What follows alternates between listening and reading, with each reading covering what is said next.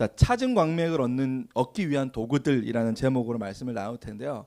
제목을 짓는데 굉장히 시간이 좀 많이 걸렸어요. 처음에는 라면에 스프가 빠졌다면 뭐 이런 제목도 지어봤다가 근데 이제 광맥을 찾기 위한 도구라고 처음엔 지었다가 아니 광맥을 우리가 찾고 있는 게 아니잖아. 이미 우리는 광맥이 우리에게 주어졌잖아. 하나님께서 말씀하신 그 말씀이 우리에게 이미 있잖아. 그러니까 이미 우리는 찾은 거고 주어진 거예요. 할렐루야. 근데 그 광맥을 우리는 놓치고 있는 거예요. 눈앞에서. 여러분 눈앞에 1,000만 원짜리 돈 봉투가 있는데 그걸 내가 조금만 수고하면 얻을 수 있는데 그걸 안 할 사람이 있습니까? 아니요. 아무리 힘들어도 할걸요. 어떠한 고난이 있어도 아마 할걸요.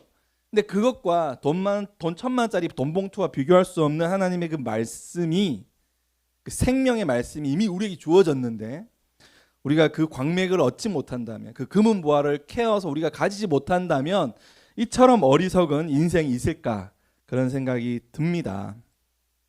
그래서 오늘 이 말씀을 여러분 마음을 열어서 같이 꼭 들어서 귀한 은혜가 되기를 소망해 봅니다.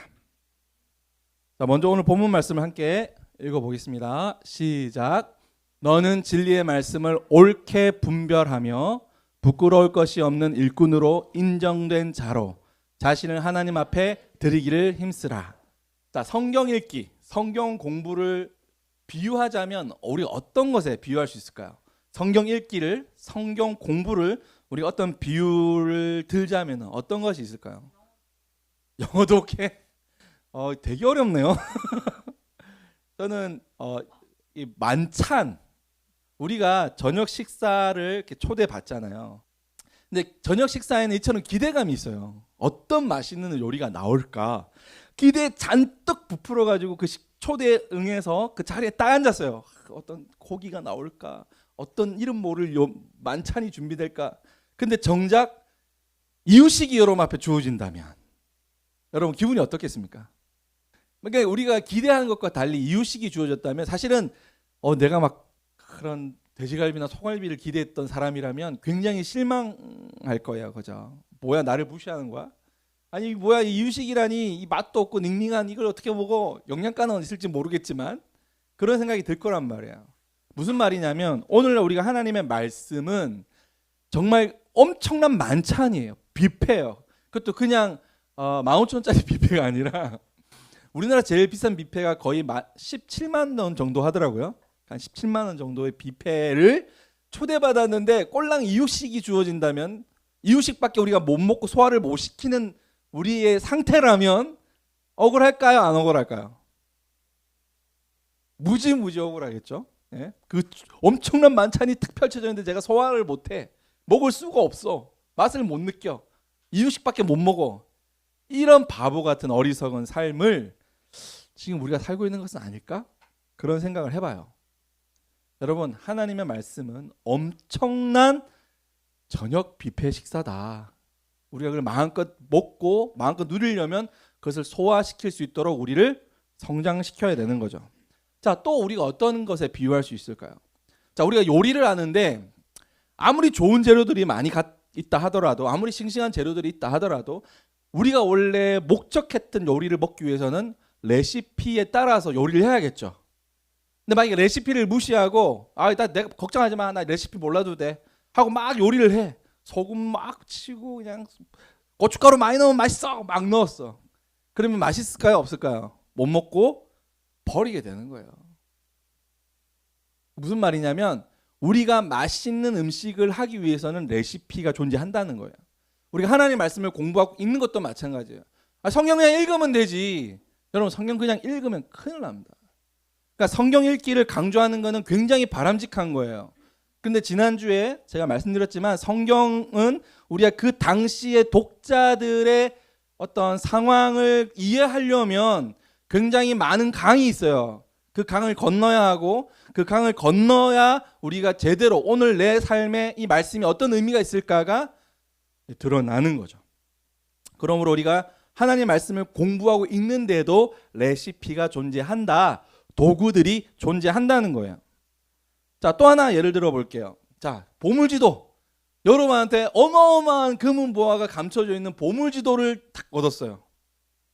알고 있어. 그 위치도 알고 있고 다 알고 있고 딱 찾았어요. 이제 땅만 파면 돼. 땅만 파면은 수백억, 수조억의 돈을 내가 가질 수가 있어요. 근데 그 땅을 팔 도구가 없다면 어떻게 할까요? 도구가 없다면 어떻게 될까요? 땅밖에 하다 오는 거죠. 무슨 말이냐면 금은 보화를 우리가 그 금은 보화가 어디 있는지를 알아도 그걸 캐낼 수 있는 도구가 없으면 내 것이 되지 못한다는 거예요. 그러니까 그냥 그저 얻어지는 건 사실 없습니다. 하나님의 말씀은 더욱더 우리가 관심을 가지고 많은 투자를 해야 생명의 말씀이 비로소 우리 것이 될 수 있다라는 거예요.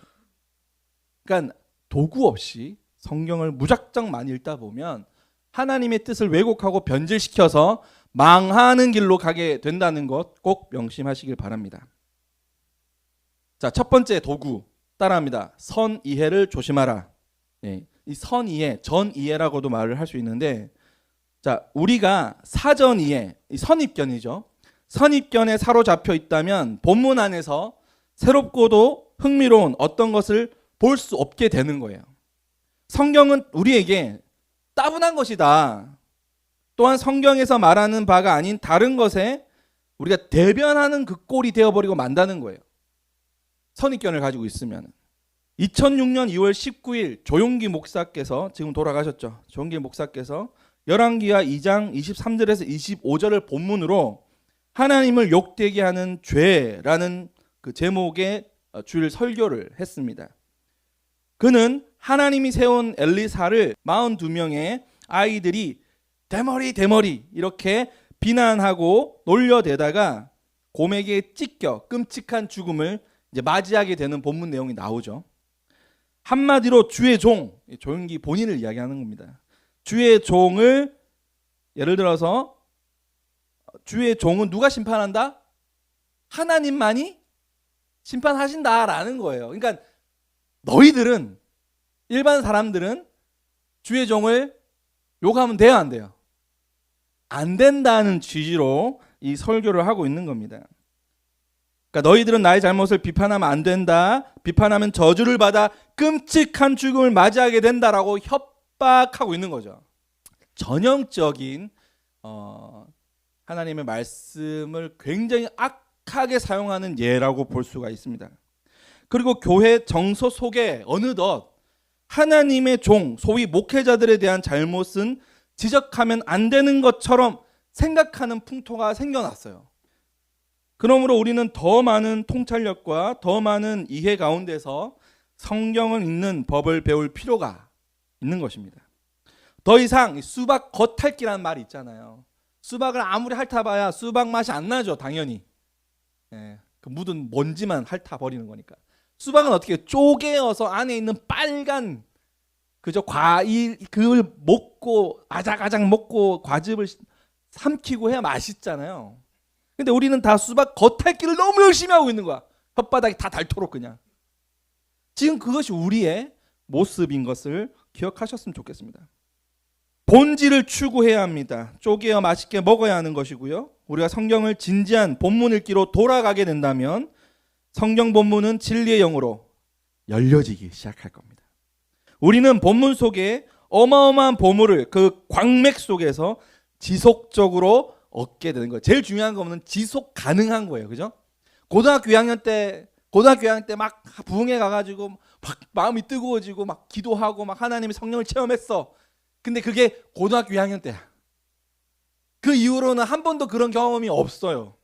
그냥 그때 그 경험 하나 간신히 붙들고 매여가지고 신앙생활을 하고 있기는 있는데 너무 메마른 신앙생활을 하고 있는 거예요. 재미도 없고 말씀을 들어도 뭐 좋은 말씀이야. 교회 사역 맨날 나만 시켜 막 짜증내고. 나 교회를 안 다니면 안 될까? 그냥 집에서 그냥 TV 켜놓고 온라인 예배 드리면 참 좋겠다. 그런 식으로 우리가 되어가고 있다는 거예요. 근데 하나님의 말씀이 고등학교 2학년 때 이후로는 단절됐습니까? 하나님 멀리 여행 가셨어요? 아니라고요. 우리가 하나님의 말씀을 통해서 은혜 받고 그 은혜를 더불어서 신명나게 살 수 있는 거는 지금 바로 우리에게 일어나야 할 일이라는 겁니다. 할렐루야. 근데 그러한 것이 뭔지도 모르는 채 우리가 살아가고 있다면, 수박 겉핥기식으로 살아가고 있다면 뭔가 잘못된 거겠죠. 그게 뭔가 우리가 성경을 너무 쉽게 이해하고 아무런 노력 없이 성경을 읽고 있다는 거예요. 아니 뭐 성경 읽어봐도 은혜가 없네. 또는 은혜를 받았는데 하나님한테 하고 아무 상관이 없어. 이 종이 목사의 설교처럼. 아무 사람들 막 협박하는 도구로 쓰고 자기 스스로를 합리화하는 데 쓰고 그래서는 안 되는 겁니다. 자 봅시다. 성경이 있어요. 성경 말씀이 있는데 이 말씀이 선 이해를 가지고 우리가 보게 되거나 또는 진지한 본문 읽기를 하게 되겠죠. 근데 우리가 보통 어떻게 해요? 보통은 우리 어떤 선입견을 가지고 말씀을 읽을 때가 참 많습니다. 그런 예는 굉장히 많죠. 굉장히 많습니다. 정금같이 나오리라. 어디에 있는 말씀이죠? 욥기에 나오는 말씀이죠. 그래서 막 우리 개업하거나 하면은 그런 말씀 막 액자에 넣어서 갖다 드리잖아요. 그러니까 뭐 정금같이 나오리라. 그런 뜻이 아니에요. 그게 본문의 맥락을 보면 우리 어떤 선입견을 가지면은 말씀이 왜곡되어 보이기 시작하는 거예요. 그래서 신학이 중요한 거예요. 하지만 진지한 본문 읽기 나는 몰라. 나는 아무것도 몰라. 저도 아무것도 몰라요. 신학을 7년 하고 지금까지 수많은 책들을 읽어왔지만 그리고 11년 동안 무려 그들 교회에서 설교라는 걸 해왔지만 여러분과 저하고 별 다를 게 없어. 솔직하게 말하면 똑같아요. 지금 제가 진지한 성경 읽기를 하지 않는다면 여러분보다 더 못한 사람이 되는 거예요. 따라합니다. 진지한 성경 읽기를 하자. 자, 그렇다면 어떤 일이 벌어질까요? 선 이해를 가지고 설교를 하거나 선 이해를 가지고 또 잘못된 선견을 가지고 성경을 읽으면 종이 목사처럼 그런 말도 안 되는 그런 헛소리를 하게 되는 거예요. 하지만 진지한 본문 읽기를 하게 되면 어떻게 됩니까? 광맥을 캔다니까요. 광맥을. 자, 상당한 노력을 각오해야 합니다. 갑자기 이제 막 성경 읽는 게 막 힘들게 느껴지기 시작했죠. 우리는 성경 읽을 때 상당한 노력을 각오해야 돼요. 열심과 수고가 필요하다는 걸 아셔야 됩니다. 자, 두 번째. 그렇다면 진지한 본문 읽기란 도대체 무엇인가? 자, 성경을 읽는데 가장 중요한 능력 중 하나는 따라합니다. 세부사항. 이 세부사항을 볼 수 있는 능력이에요. 자, 성경 본문을 파악하기 위한 단계는 다음과 같은데 첫째는 세부사항을 가능한 많이 관찰하자. 자, 진지하게 본문을 읽는 것이어야 하는데 가능하면 많이 세부사항을 주목하면서 마치 명탐정 셜록 홈즈가 딱 한번 범인을 싹 훑어보면은 아 얘는 어디 지역에 살고 나이는 몇 살이고 막 쫙쫙쫙 읽잖아요. 그거는 그 관찰력에서 나오는 거잖아요. 그죠? 그와 같은 관심을 가지고 명탐정 셜록 홈즈가 된 것 같은 느낌으로 성경을 바라볼 필요가 있다라는 거예요. 그래서 두 번째는 이 기본 요소들을 이해해야 하는데 이 세부 사항들에 주목하면서 본문을 여러 번 읽고 이때 몇몇 기본적인 요소들을 가지고 이 도구를 삼아서 성경을 읽기 시작할 때 성경이 굉장히 깊게 재미있게 실제 막 일어나는 상황인 것처럼 현장감 있게 읽게 된다는 겁니다. 자, 그러면 성경을 바르게 읽기 위한 기본 요소들이 뭐가 있냐? 자, 같이 한번 읽어볼게요. 시작. 단어들의 반복, 원인과 결과, 대조들, 비유적 표현들, 비교들, 접속사, 목록들, 동사들. 아, 무슨 문해력 시간 같아요. 국어 시간 같은데 성경을 세부 사항을 이해하면은 진짜 성경 읽기의 세계가 열리기 시작한다는 거예요. 자, 이게 뭔지 우리 한번 살펴보겠습니다. 자, 먼저 단어들의 반복. 자, 봅시다. 반복되는 단어들을 찾아라. 읽고 있는 본문 내에서 반복하여 나타나는 모든 단어들에 주목하라. 이건 건이나 하나도 잘 들으면 좋아요. 이거 다 문해력이에요. 이거 다. 본문 전반에 걸쳐서 문장들을 살피면서 보다 큰 구절들 속에 나타나는 반복되는 단어들을 찾도록 한다. 우리 요한일서 2장 15절 17절 같이 한번 읽을게요. 시작. 이 세상이나 세상에 있는 것들을 사랑하지 말라. 누구든지 세상을 사랑하면 아버지의 사랑이 그 안에 있지 아니하니 이는 세상에 있는 모든 것이 육신의 정욕과 안목의 정욕과 이생의 자랑이니 다 아버지께로부터 온 것이 아니요 세상으로부터 온 것이라. 이 세상도 그 정욕도 지나가되 오직 하나님의 뜻을 행하는 자는 영원히 거하느니라. 자, 이 문단에서 반복되는 단어가 어떤 것이 있어요? 세상 그리고 사랑. 이 본문에서 무엇을 강조하고 있는지가 바로 드러나죠. 여기는 세상을 이야기하고 있고 사랑을 이야기하고 있는 거예요. 그래서 반복되는 단어들을 찾아보는, 동그라미 치면서 이 구절에는 이 말들이 반복되네. 그러면 이 본문에서 말하고 있는 주요 단어, 주요한 의미들을 쉽게 찾아볼 수 있다는 거죠. 시간이 없기 때문에 빨리빨리 진행합니다. 일단 하고 여러분 공부할 수 있도록 제가 이미 카페에 다 올려놓은 게 있어요. 나중에 숙제도 있고 하니까 관심 있게 보세요. 숙제는 제가 검사하는 거예요. 자, 대조 많이 들어보셨죠? 근데 좀 감이 잘 안 오죠. 학교 졸업한 지도 오래됐고 그죠? 자, 둘 이상인 대상의 내용을 맞대어 같고 다름을 검토하는 것을 대조라고 하죠. 대비가 되는 항목들이에요. 아이디어들 혹은 개인들을 찾아보는 겁니다. 자, 요한일서 2장 15절 17절 같이 한번 읽어볼게요. 시작. 가난한 사람을 학대하는 자는 그를 지으신 이를 멸시하는 자요, 궁핍한 사람을 불쌍히 여기는 자는 주를 공경하는 자니라. 어떤 게 대조가 되죠? 가난한 자들을 압제하는 것과 이들은 창조자이신 하나님께 대한 경멸을 나타내는 행동인 것이 대조되고 있죠. 그러니까 가난한 사람을 학대하는 자와 그러한 자는 지으시니 하나님을 멸시하는 자, 이게 대비되고 있다는 거죠. 재밌죠? 금방 이 내용은 이 내용을 대비하고 있네. 그러니까 무슨 말을 하려고 하는지가 선명해지는 거예요. 또 궁핍한 사람, 가난한 사람들이죠. 궁핍한 사람을 불쌍히 여기는 자와 주님을 공경하는 자가 대조되고 있는, 대비가 아니고, 죄송합니다, 대비 아니에요. 대조를 이루고 있는 거죠. 대조를. 자, 이제 비교들을 보는데 한번 볼게요.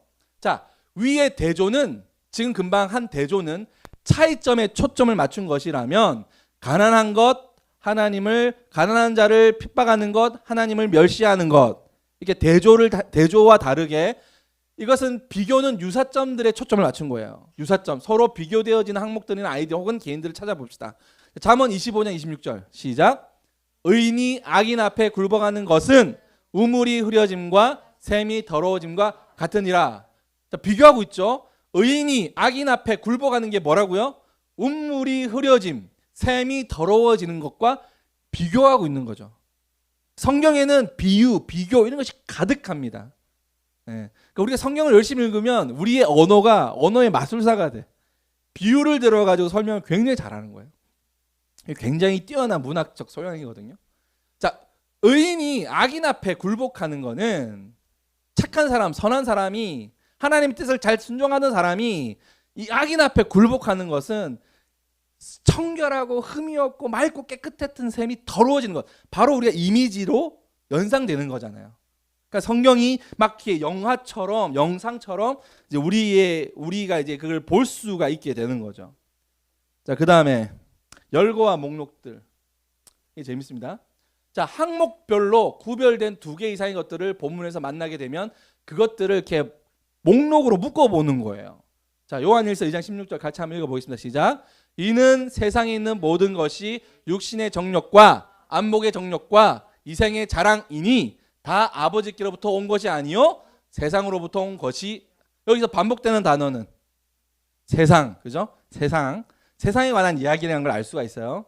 근데 항목들 또 비슷한 말들을 열거한 거죠. 육신의 정욕, 안목의 정욕, 이생의 자랑. 우리가 지금 하고 있는 것들을 분해해 놓은 거예요. 좀 더 선명하게 그걸 어떠한 것인지를 알려주기 위해서. 아버지께로부터 온 것이 아니라는 거예요. 그러니까 우리가 교회 건물을 크게 거대하게 지어야 합니다, 이게 하나님 뜻입니다가 아니라는 거예요. 육신의 정욕과 안목의 이생의 자랑이라는 거예요. 성경 저자들은 원인을 말하고 나서 그 다음에 그 결과를 진술하고 있어요. 그러니까 원인이 있으면 뭐가 있다? 결과가 있는 거예요. 잠언 15장 1절 한번 볼게요. 시작. 유순한 대답은 분노를 쉬게 하여도 과격한 말은 노를 격동하느니라. 자, 원인이 뭐죠? 유순한 대답이죠. 이 원인을 통해서 어떠한 일이 일어나죠? 분노를 쉬게, 그러니까 분노를 잠잠케 한다는 거예요.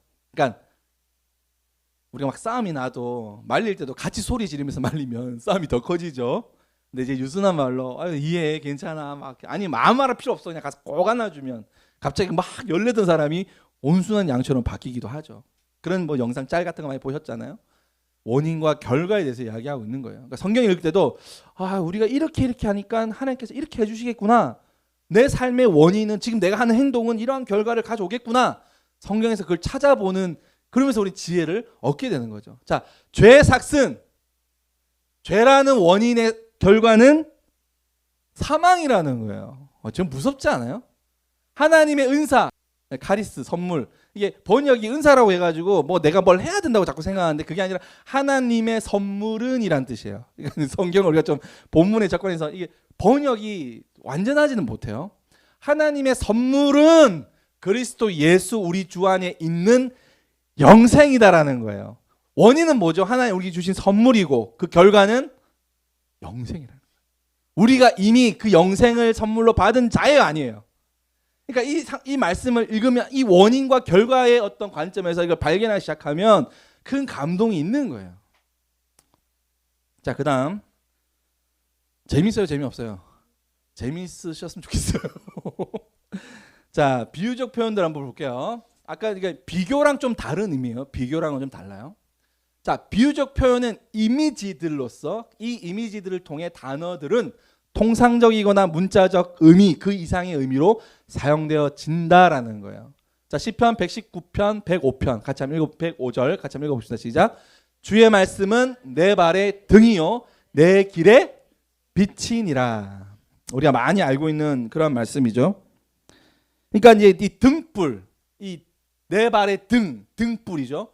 주의 말씀은 내 발의 등불. 우리가 어두울 때 지금도 씨름해 보면 좋은데 저희 교회는 씨름하기 좋아요. 불 다 끄면 진짜 아무것도 안 보여요. 진짜 아무것도 안 보이거든요. 요즘 이게 미세 전류가 흘러가지고 살짝 보이는데 아예 안 보여요. 근데 촛불 하나 탁 켜거나 그 휴대폰에 있는 전등을 탁 켜면은 주변이 너무 어둠이 확 밀려나면서 밝아지는 것을 볼 수가 있거든요. 주의 말씀이 내 발에 아이폰의 빛이요. 이제 요즘은 이렇게 말할 수 있겠죠. 그렇게 내 길에 빛이니다. 여러분 지금의 인생길이 어떻습니까? 밝고 환하고 막 즐겁습니까? 아니면 칙칙하고 어둡고 무섭습니까? 대부분 후자겠죠?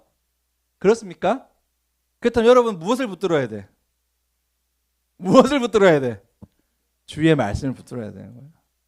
왜 내가 아직도 여전히 깜깜하고 어둡고 칙칙하고 무섭을까요? 말씀을 붙잡지 않기 때문입니다. 자, 그 다음 거 접속사들 한번 볼게요. 자, 성경 본문을 벽돌집에 비유한다면 성경 본문들을 벽돌집, 뭐 그 프라모델 만드는 거 그런 생각해 보셔도 좋을 것 같아요. 이 접속사는 벽돌들, 그 구문과 문장들이겠죠. 한 대 붙이는 접착용 시멘트다 이렇게 이해하시면 돼요. 뭐가? 접속사들이. 우리는 접속사, 그리고, 왜냐하면, 그러나, 그러므로 여러 가지 접속사가 있겠죠. 그냥 지나쳐 버리는 경향이 있어요. 접착용 시멘트가 없으면 벽돌들은 그저 쓰레기 더미에 불과하다는 걸 아셔야 돼요. 그래서 접속사는 중요하다 중요하지 않다? 굉장히 중요합니다. 근데 우리가 번역할 때 헬라어나 히브리 원어에서 사용되는 접속사들을 많이 빼고 번역하는 경우가 많아요. 왜냐하면 그 문장 안에 충분히 접속사가 없어도 이해가 되기 때문에 그렇게 하는데 사실은 원어를 그냥 문자적 해석을 그대로 나열해가지고 접속사의 위치와 접속사의 쓰임새를 알게 되면 그 본문을 더 쉽게 이해할 수 있어요. 그래서 가능하면 한글 성경과 영어 성경을 겸해서 보면 좋은 거예요. 왜냐하면 영어에는 정관사 이런 접속사들이 분명하게 표현되어 있거든요. 근데 우리나라는 그게 없는 경우가 굉장히 많아요. 자, 로마서 6장 23절 이게 직역한 거예요. 직역한 거. 같이 한번 읽어봅시다. 시작. 이는 죄의 삭은 사망이지만 그러나 하나님의 선물은 우리 주 예수 그리스도 안에 있는 영생. 우리가 앞에 봤던 그 말씀이잖아요. 이는이라는 접속사로 시작하잖아요. 그죠? 그러니까 보통 죄의 삭은 사망이라고만 번역되어 있는데 원어를 직역을 하면은 이는이라는 접속사가 굉장히 중요한 구실을 하는 거예요. 이는 뭐예요? 앞에 있던 내용을 말해주는 거잖아요. 앞에 있는 내용을 우리가 모르면은 이 구절을 오해할 수가 있어.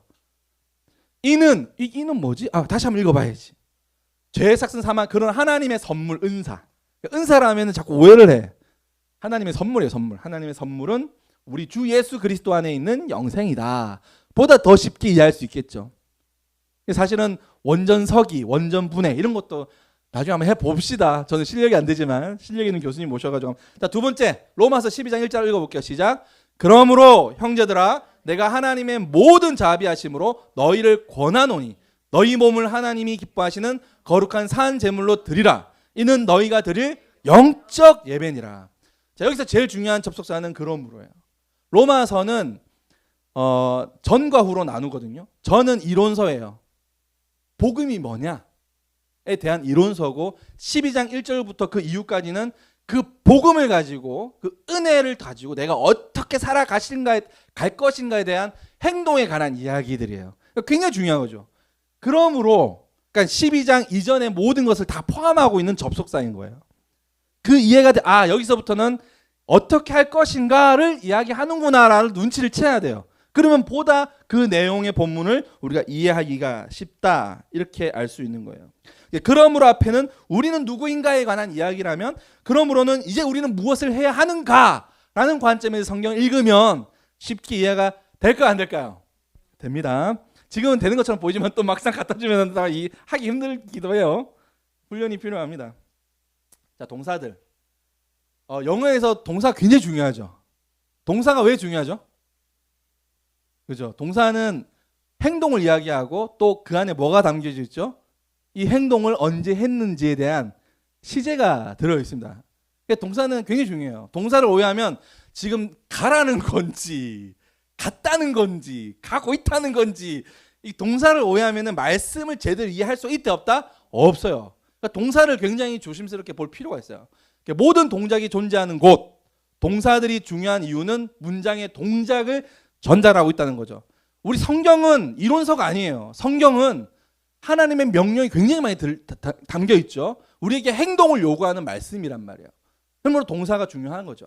본문을 관찰할 때 반드시 주목해야 하는 것은 동사가 담고 있는 동작들인데 동사가 과거 시제 동사인가 아니면 현재 혹은 미래 시제인가 동사는 계속적인 동작을 보여주고 있는가 나는 가고 있었다 나는 가고 있다 나는 가고 있을 것이다 동사는 명령법 동사인가 가라 마태복음 28장 너희는 가서 가라죠. 그 동사의 종종 하나님의 명령이 담고 있기 때문에 자 동사는 능동형인가 수동형인가 능동형은 뭐죠? 내가 막 힘을 내서 하는 거죠. 수동형은 뭐예요? 나는 별로 하기 싫은데 억지로 막 그냥 끌려서 어쩔 수 없이 하는 그런 느낌이죠.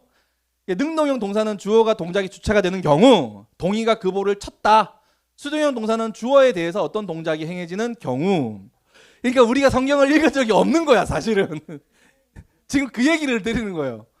그래서 우리는 성경을 사실은 제대로 읽은 적이 없는 거예요 이게. 물론 우리 한국말도 어떤 시제는 있죠. 뭐 과거형 나는 갔었다. 이건 과거형이잖아요. 저는 가고 있다. 현재형이죠. 나는 갈게. 앞으로 갈 거야. 이거는 이제 그 미래를 담고 있는 거죠. 시제가 있긴 한데 분명하지 못하고 모호한 경우가 많아요. 그럴 때는 뭘 봐라? 영어 성경을 봐라. 영어 성경을 보고도 헷갈려. 뭘 봐라? 원문을 봐라. 원문을 봐도 모르겠다. 예? 기도하라. 근데 이제 앞에 문맥 그래서 문맥이 중요한 거예요. 앞에 뒤에 내용들을 보면 유추가 가능한 거예요. 아 가라는 거구나. 그래서 성경 읽기가 굉장히 중요하다.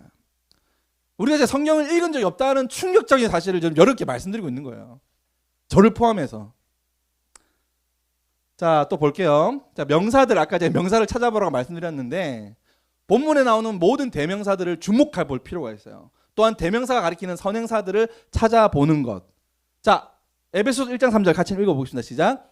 찬송하리로다 하나님 곧 우리 주 예수 그리스도의 아버지께서 그리스도 안에서 하늘에 속한 모든 신령한 복을 우리에게 주시되. 여기서 대명사는 어떤 게 있어요? 우리, 위 대명사잖아요, 그죠? 인칭 대명사죠. 그러니까 이 명사들을 우리가 주의 깊게 보면은 본문의 현재 무엇을 의미하는가라는 질문에 대한 해답을 우리가 찾아볼 수가 있는 거예요. 이제 실습을 해보면 감이 좀 잡혀요. 자, 로마서 12장 1, 2절 같이 한번 읽어볼게요. 시작.